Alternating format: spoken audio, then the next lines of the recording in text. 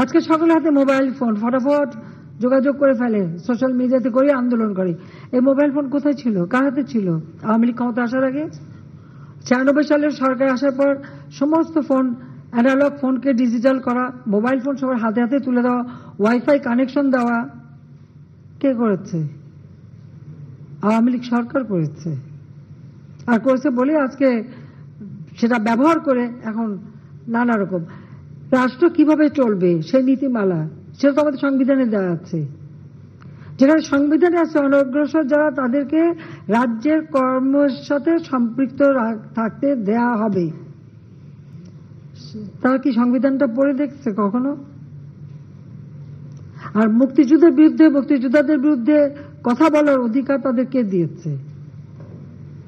যে মুক্তিযোদ্ধা বললো, আমি তার সাথে সম্পূর্ণ একমত যে তারা জীবনে কষ্ট করেছে, কিন্তু দুর্ভাগ্যের বিষয়ে 75-15 আগস্ট জাতির পিতাকে হত্যার পর এমন একটা সময় গেছে যে মুক্তিযোদ্ধা বলতে পারেনি যে আমি মুক্তিযুদ্ধ করি, কারণ হাজার হাজার অফিসার সৈনিকদের জিয়ারন মেরে সাফ করে দিয়েছে।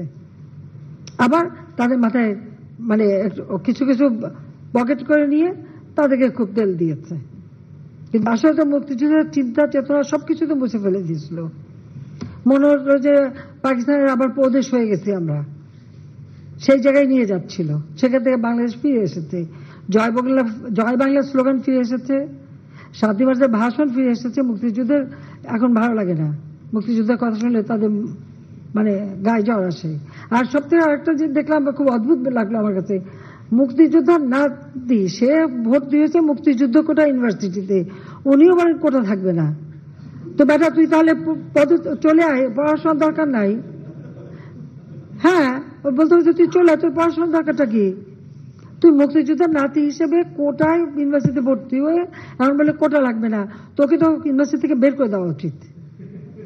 হ্যাঁ, ওকে ওই ইউনিভার্সিটি থেকে বের করে দেওয়া উচিত, যে কোটা নাই, তোর পড়া নাই, যা বাড়ি যে বসে থাক।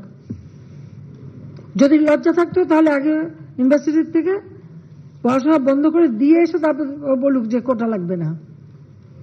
এটা বিচিত্র এই দেশ, আসলে আমাদের দেশটা বিচিত্র একটা দেশ, বিচিত্র মানসিকতা। 6 ঋতুর দেশ তো, ঋতুও বদলায়, ভোটও বদলায়, আমার কিছু করার নাই।